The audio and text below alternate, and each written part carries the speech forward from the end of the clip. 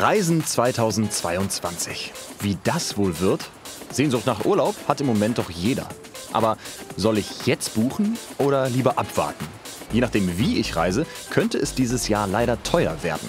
Jedenfalls haben die neuen Öffnungsperspektiven bei mir sofort die Reiselust geweckt. Reisen gehört zu meinem Job ja grundlegend dazu. Aber ich war mir lange echt nicht sicher, wie die Reisesaison 2022 überhaupt aussehen soll. Und gebucht habe ich ehrlich gesagt bisher auch noch nichts. Träumen tue ich natürlich schon von so Reisezielen wie Sri Lanka, Kalifornien, Griechenland. Das wäre schon mal wieder schön, oder? Und da frage ich mich natürlich, was haben denn die anderen Leute eigentlich so für Urlaubspläne? Für 2000 Sylt. Sylt würde ich gerne noch mal hinfahren. Türkei würde ich gerne wieder nach Antalya oder nach Bodrum. Es wäre einfach nur mal wieder schön, ein bisschen wegzukommen, ja. Wir haben noch nichts gebucht. Ja, wir haben noch Gutscheine von vor 2 Jahren offen, Dänemark und alles, Kopenhagen. Die Hotels, die dann zu hatten, haben wir jetzt einen Gutschein von. Vielleicht lösen wir auch das noch ein. Wir sind noch ganz unentschlossen, ja. Aber bei dem Wetter träumt man schon von der Sonne wieder ein bisschen. Ja.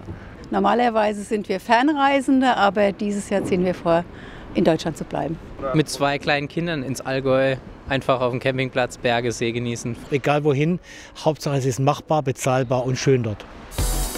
Eigentlich buchen die Deutschen ihren Jahresurlaub im Januar, wenn die Reisebüros mit Frühbucherrabatten locken. Doch in diesem Jahr haben sich viele lange nicht getraut.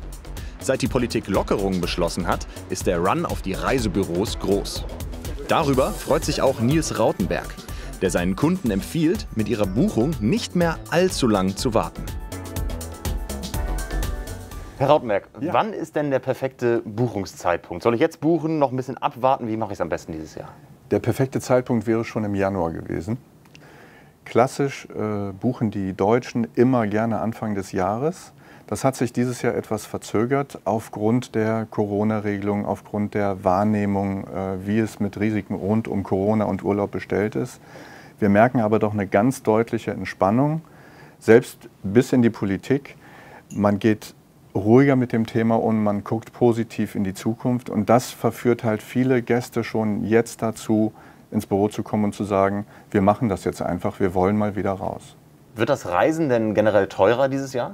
Ich bin der Meinung, ja. Also ich sehe es auch, ich mache Angebote, der Kunde wartet 2 Tage, meldet sich dann und möchte buchen und dann ist das Angebot auf einmal teurer und ich komme in Erklärungsnot, wie das denn überhaupt sein kann in der kurzen Zeit.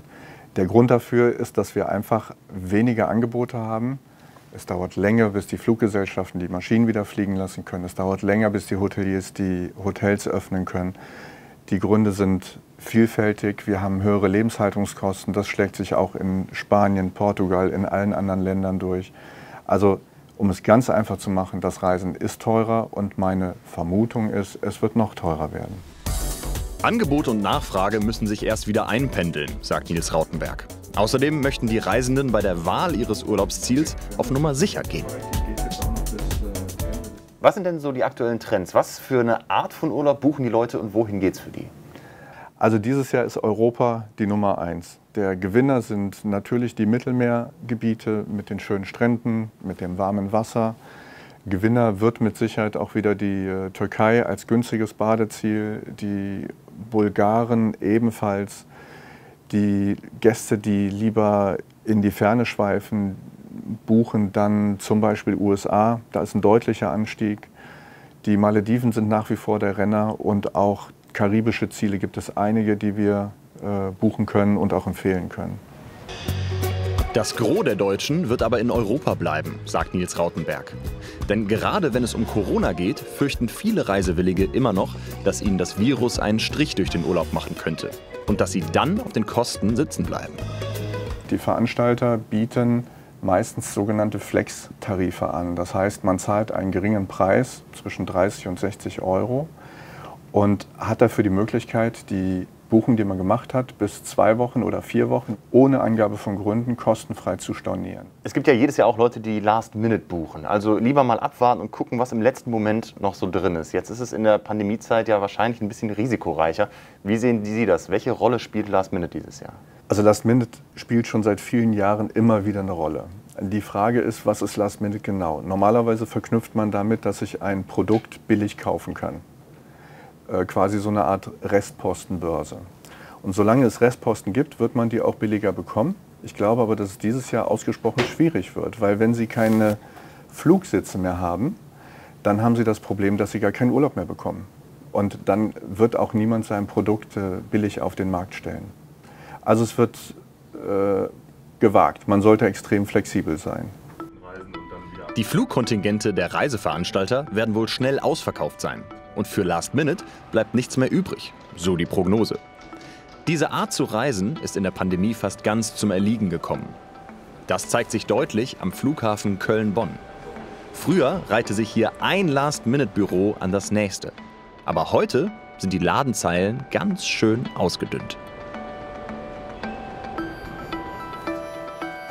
Bei der Urlaubsplanung für dieses Jahr gibt es einiges zu beachten, sagt mir Reiserechtsexperte Hans-Josef Vogel. Vor allem, wenn man ein gewisses Sicherheitsbedürfnis hat.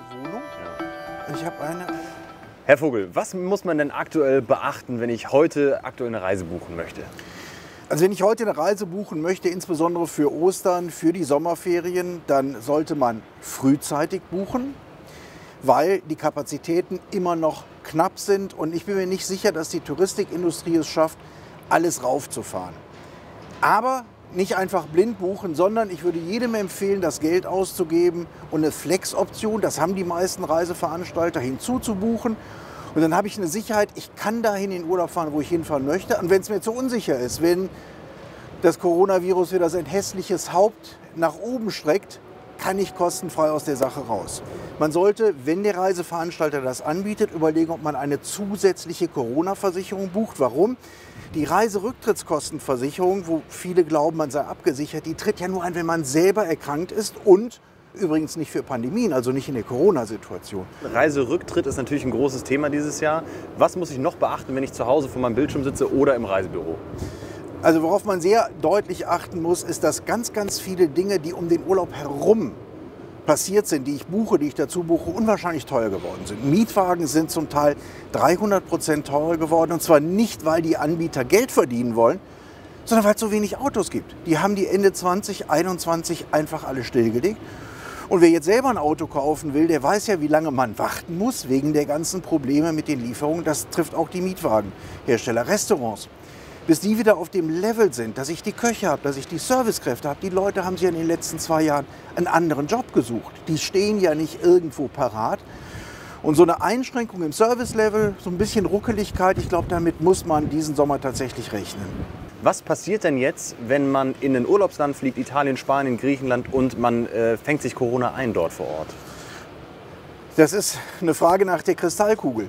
Weil das kommt ganz entscheidend darauf an, was in diesem Land passiert. Wenn in diesem Land zum Beispiel eine harte Quarantäne verhängt würde, dann muss ich mich an die Quarantäne halten. Dann ist das tatsächlich als Reisender mein Risiko. Ich muss halt dann in dem Hotel bleiben.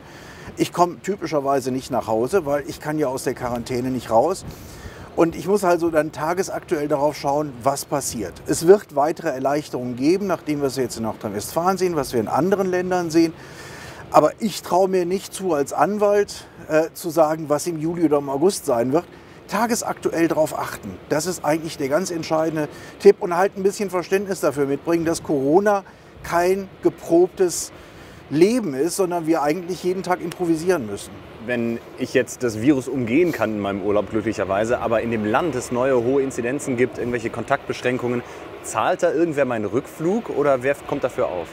Das ist eine ganz super spannende Rechtsfrage, die tatsächlich ungeklärt ist. Und es gibt jetzt die ersten Entscheidungen. Da geht es einfach um die Frage, wenn jemand jetzt bucht und ich kenne Corona und ich weiß, dass es Corona gibt, kann ich kostenfrei zurücktreten? Muss der Reiseveranstalter mich unterstützen, mir helfen? Oder kann der Reiseveranstalter sagen, Corona ist nicht mehr außergewöhnlich? Weil das ist der Maßstab, es ist ein außergewöhnlicher Umstand. Und ehrlich gesagt, ich denke, diesen Sommer, diesen Herbst wird der Europäische Gerichtshof, weil das alles auf europäischen Richtlinien basiert, eine Entscheidung treffen. Und dann werden wir weitersehen. Was passiert denn, wenn zum Beispiel ich ein Hotel gebucht habe und während ich da im Zimmer sitze, irgendwo in Kroatien, das Hotel sagt, so, wir sind jetzt übrigens insolvent? Also ganz entscheidend, sicherer ist die Pauschalreise. Bei der Pauschalreise habe ich eine Absicherung inzwischen durch einen sogenannten Deutschen Reisesicherungsfonds. Das ist ein Fonds, der von Interessenverbänden der Verbraucher, der Industrie, der Reiseindustrie gegründet wurde.